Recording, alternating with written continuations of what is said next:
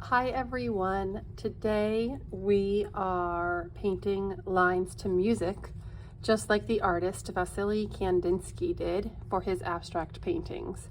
And last week we practiced painting all the different types of lines that we learned the names for. And we are going to be moving our brushes today to the music. So it's going to be a little bit different from last time. Let's do a quick review of the lines that we learned last week, and then I will demonstrate how to paint to music. So side to side line, everyone say horizontal. Okay, everyone say diagonal. Yes, like in the letter X, diagonal. Okay, and then the straight up and down one, everyone say vertical. Very good.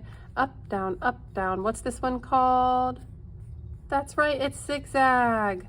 And this one that goes kind of curved around is called curvy or wavy. The one that goes round and around, getting smaller and smaller, that is called a spiral. And in between the line, the space between the line when you make a point like this is called an angle. All right, and we practiced how to paint all those different lines using our ballerina brushes and tempered cake last time. So today we're going to be listening to some music from Peter and the Wolf. And in this story, every character in the story has a different musical instrument. And so their sound, each character has a different kind of sound to it. And that's a musical sound.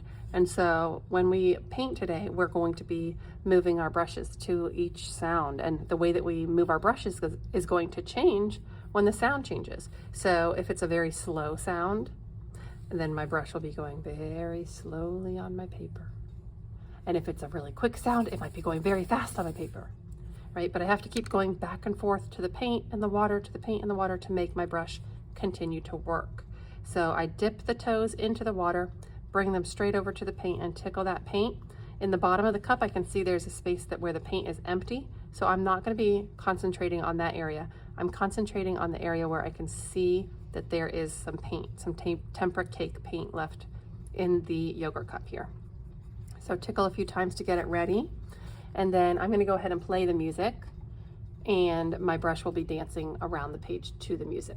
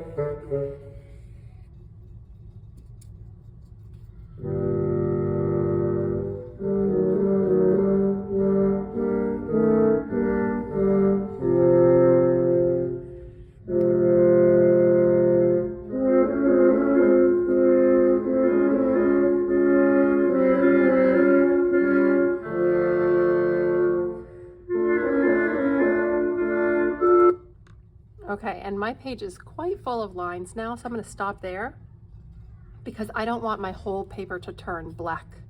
Okay, I want to be able to see each individual line.